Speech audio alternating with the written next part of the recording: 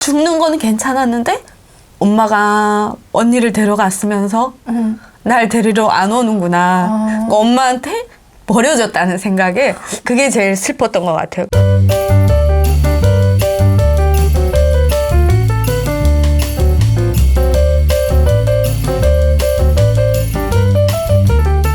여러분 안녕하세요. 피양갈서이TV의 한서입니다. 오늘은요 제가 정말 오랜만에 이게 몇 년 만에 10년 만에 10년은 아니고 우리는 자주 이제 가끔씩 보긴 했는데 우리 여러분들이 아마 10년 만에 보시는 분을 보게 됩니다. 바로 우리 이만갑에서 만났던 인연이거든요. 10년 전에 우리 이만갑 초창기 때 나왔던 김은주 씨 모시고 나왔습니다. 인사 한번 부탁드릴게요. 네, 안녕하세요. 반갑습니다. 저도 네. 이건 뭐라고 해요? 스크린이라고 해야 되나? 내가 촬영하는 건 되게 오랜만인 것 같고 또 언니를 겸사 이렇게 볼 수 있어서 너무 좋은 것 같아요. 또 소개 한번 해주세요. 저는 이제 탈북은 뭐 99년도에 처음을 했었고 그 딱 고난의 행군시 가장 북한의 식량난이 심각할 때 탈북을 했었고 중국에서 한 3년 정도 살다가 2002년도에 강제 북송된 후에 재탈북해서 한국에는 2006년 말에 왔어요. 그리고 거의 비슷하게 들어왔네요. 네네. 이제 여기서 뭐 대학교 나오고 결혼하고 대학원 지금 석사과정 밟고 있으면서 또 이제 NGO에서 일을 하고 있습니다. 예전에 이만갑 팬이셨던 분들은 아마 다 아실 법한 일이지만 우리 은주 씨가 책도 냈잖아요. 네, 맞아요. 책 이름이 뭐였죠? 오래 되긴 했는데 책 이름이 뭐였죠? 한국어로는 11살의 유서. 11살의 유서 저희 집에도 있어요. 아, 진짜요? 옛날에 은주 씨가 줬던 것 같은데. 그랬었나? 11살의 유서라는 책도 있는데 우리 은주 씨의 또 이 스토리를 들으면 우리 여러분들이 기가 막힌 스토리를 들으실 수 있는데요. 그 책의 내용도 그렇고 보면 이제 탈북을 왜 하게 되었는지 북한에서의 그 어렸을 때 그 시절의 이야기가 담겨져 있잖아요. 네네네. 그 어린 나이에 1999년도면 몇 살이었죠? 만 12살 정도이고 14살 그랬었던 것 같아요. 그때 탈북을 한다라는 거는 정말 쉽지가 않은 일인데 도대체 북한에서 어떤 삶을 보냈기에 어린 시절에 탈북의 길에 들어섰는지 얘기 한번 해주세요. 사실은 제가 뭐 결정을 하고 탈북을 할 수 있는 그런 나이는 아니었고 엄마 따라서 이제 탈북을 한 경우였거든요. 근데 그때가 북한에서 이제 식량난이 가장 심각하던 고난의 행군 시기였죠. 그래서 아빠가 이제 식량난으로 영양실조로 그때 돌아가시고 근데 이제 아빠가 이미 돌아가시기 전에 저희 집은 북한 말로 이제 꼬챙이 들고 휘둘러서 걸리는 건 거미줄밖에 없을 정도로 아무것도 없었어요, 집에. 지역이 어디였죠? 함경북도 은덕이라고 이제 아오지죠. 그쵸, 아오지. 우리 아오지 탄광에서 오셨어요, 은주 씨가. 네, 북한에서 식량난, 고난의 행군 시기에 그 가장 힘든 지역이 아니었을까 아오지가. 싶어요. 근데 왜 아오지가 은덕으로 바뀌었어요? 이 지역이 이제 뭐 화학공장, 쉽게 얘기하면 무기공장이 들어서기에 적합한 지역이었어요. 그러다 보니 김일성이 한 차례, 김정일이 한 차례 방문해서 그들의 은혜와 덕을 입어 은덕이라고 이름이 지어졌거든요. 네. 아오지 탄광이 유명한 게 한국에서 유명한 게 6.25 전쟁 이후 포로병들을 한국 국군 포로들을 그쪽에다 많이 이제 보냈거든요. 그래서 북한에서는 신분이 낮은 그런 사람들을 보내서 살게 한 곳이었고 나중에는 무기공장 들어서고 은덕이라는 이름으로 바뀌면서 제대군인들 무리배치 제대군인들이 이제 저희 아빠 같은 경우도 청진에 살다가 그 제대를 하면서 이제 무리배치로 은덕으로 온 케이스였거든요. 그래서 그때부터 뭐 이미지, 그러니까 아오지의 이미지가 조금 바뀌려고 했지만 그럼에도 불구하고 식량난이 닥쳤을 때 아무래도 제일 신분이 낮은 사람들이 사는 곳이고 심심산골이다 보니까 혜택이 제일 쉽게 이제 줄어들고 그쵸. 없고 한 달에 옥수수 5kg 받아도 이제 뭐 많이 받을 정도로 거의 배급이라는 게 없었던 거죠. 그래서 사람도 아마 뭐 수치로 계산해 볼 수는 없지만 북한이 그런 걸 데이터화하지 않기 때문에 뭐 가장 많은 사람들이 죽어나간 지역일 것 같아요. 그래서 저희도 그때 이제 아빠가 심지어 자기 집을 이제 집에 물건을 자기가 훔쳐서 장마당에 내다 팔 정도로 심각했고 아빠가 이제 영양실조로 돌아가신 다음에 저희가 1년 정도 집을 나와서 꽃제비 생활을 했어요. 라진 선봉이라는 곳에서. 엄마랑 언니랑 저랑. 은주씨랑. 그때 제가 뭐 10살, 11살 이때고 꽃제비 생활 1년 하면서 산에 가서 나무를 이제 등에 지고 내려와서 장마당 시장에서 팔기도 하고 때로는 뭐 감자 밭에 가서 감자 훔치다가 매 맞기도 하고 그거 들키면 옥수수 훔칠 수 있는 거 또 훔치고 또 산에 가서 할 수 있는 건 한번 그렇게 살다가 겨울이 되면 진짜 이제 훔칠 밭에 가도 뭐가 없잖아요. 그랬다가 저희 엄마가 이제 중국에 가면 진짜 사탕 과자는 배부르게 먹을 수 있다. 그게 저희가 아는 유일한 정보였어요. 중국에 대한 외부 세계에 대한. 그래서 저희 엄마가 여기서 굶어 죽을 바에는 두만강 건너다 총에 맞아 죽자. 그래서 어떻게든 살 길을 찾아보자 해가지고 엄마가 저랑 언니 손을 잡고 얼어붙은 두만강을 이제 건넜던 거죠.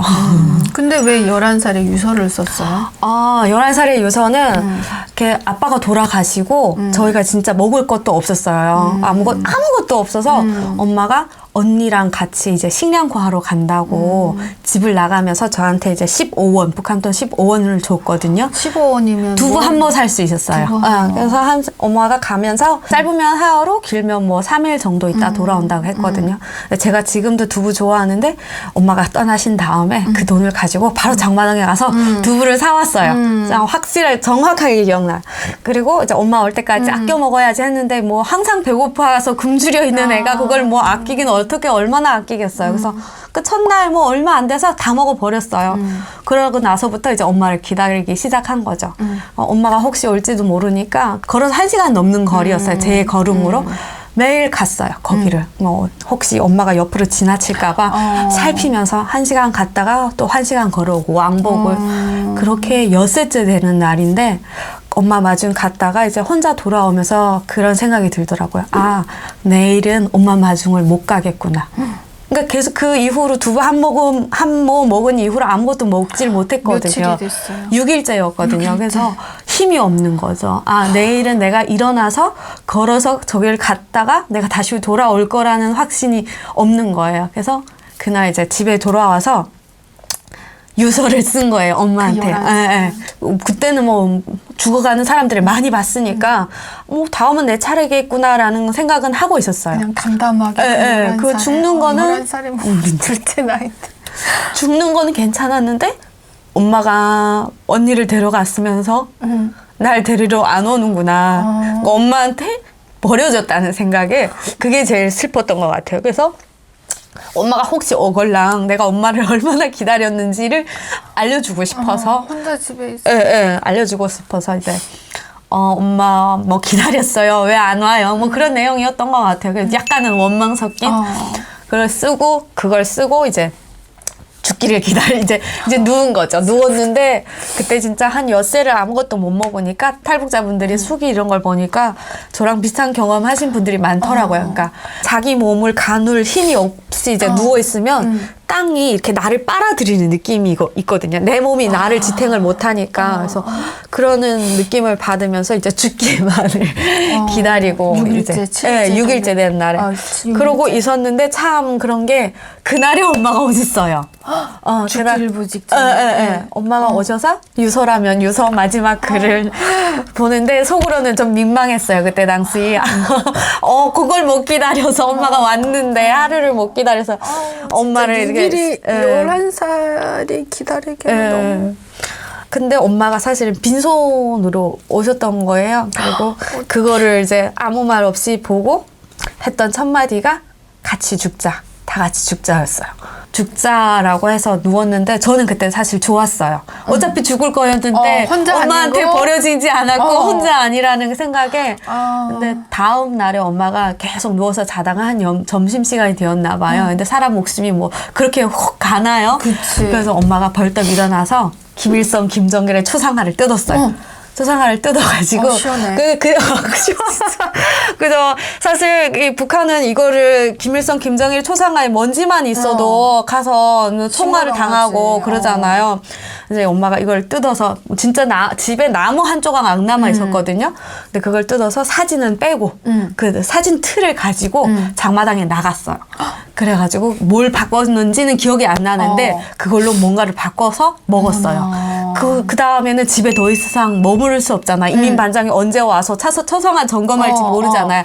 그 이후부터 집을 떠나서 이제 꽃제비 생활을 시작을 했던 거죠. 야, 그래도 집이라도 있으면 또 내 집에 들어와서 누울 수 있을 텐데 그놈의 초성화 틀이 없어가지고 초성화를 먹고는 집이라고 또 잡혀갈까봐. 네, 그쵸. 이게 진짜 말도 안 되는 거죠. 사람 한국에서 살아보면. 목숨보다 어떻게 보면 그게 더 귀한 실제로 북한에 막 영화나 아니면 기록 영화 이런 거 보면 배에 불이 났는데 사람들이 자기 목숨 걸고 들어가서 그 초상화를 안고 나오고 자기는 죽고 초상화 살리고 뭐 이런 경우가 있잖아요. 맞아요. 기록 영화에 보면 지금 생각해 보면 그게 뭐라고. 그러니까 거기에는 사람 목숨보다 그 우상화하는 김일성, 김정일에 대한 사상이 사실은 더 중요한 걸로 진짜 교육도 하고 그러다 보니 거기에 세뇌돼서 그렇게 진짜 생각하는 사람들도 있는 거죠. 11살, 12살까지 북한에서 1년, 거의 몇 년 동안. 1년 정도. 1년 동안 밖에서 그쵸. 꽃제비잖아요. 다리 밑에서도 자고 심지어 아파트 계단에서도 자고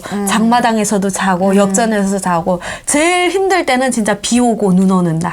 막 축축하고 춥고 하잖아요. 사계절을 다 보냈으니까 그쵸, 집 그쵸. 없이. 네, 어떻게 보냈어요? 그럼 눈 오는 날은? 그럼 눈 오는 날 같은데도 그냥 아파트 계단이나 이런데 그냥 비가 많이 오면 다리 밑 또 위험하거든요. 그렇죠. 그래서 그러면 아파트 이제 계단 그 우리도 요즘 아파트 보면 계단이 있고 엘리베이터가 있잖아요. 그럼 계단 그 평평한데 한층 올라간 거기에서 자요. 자다가 또 어떤 사람들은 못 자게 막 떨구거든요. 그러면 자다가도 일어나서 또 다른 아파트 계단을 찾아가서 자기도 하고 날씨 좀 괜찮을 때는 그냥 장마당 근처에서 자기도 하는데 그게 또 장마당에서 자는 것도 위험한 게 꽃제비들 잡으러 다니는 사람들 있잖아요. 꽃제비 생활을 하면 밖에서 뭐 어떻게 훔치든 빌든 뭐 주워 먹든 해가지고 사는데 거기 갇혀가면 사실 꽃제비 아이들이 거기 잡혀가는 걸 제일 두려워해요.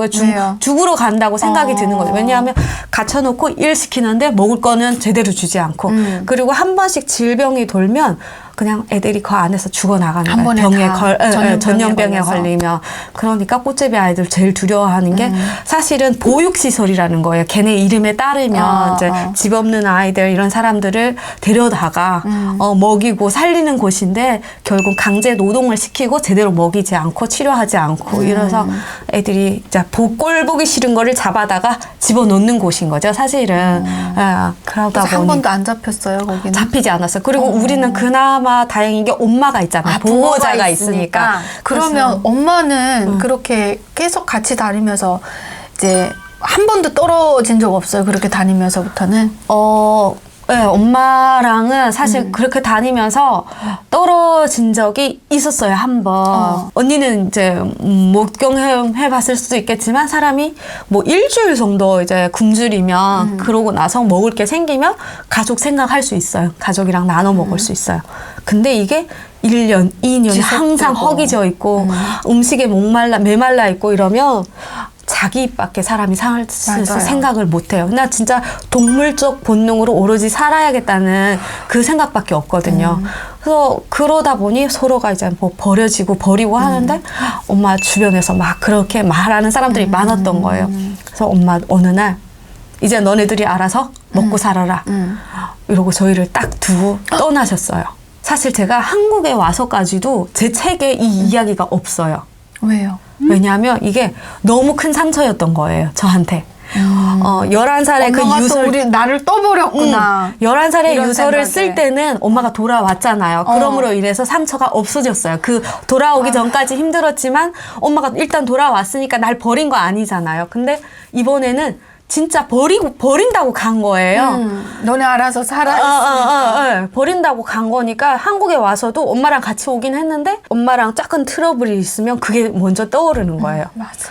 그게 이제 상처가 크니까 아이로서 느꼈던 상처가 크니까 이게 책에서도 이거를 그러니까 너무 깊은 상처가 쓰고 싶지 않은 게 입 밖으로 이제 못 그러니까 너무 큰 상처였던 거였죠, 제한테는.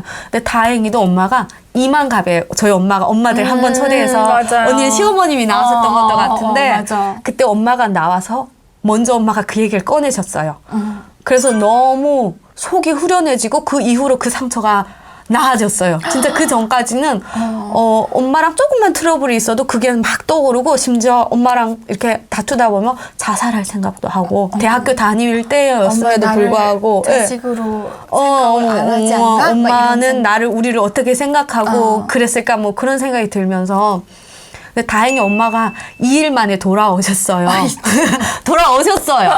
그럼에도 불구하고 진짜? 일단 확실하게 이제 나는 너를 버릴 거야 라고 갔던 거여가지고 상처가 컸고 다행히도 엄마가 그거를 이만갑에서 이야기를 함으로 인해서 제 상처도 치유가 됐었어요.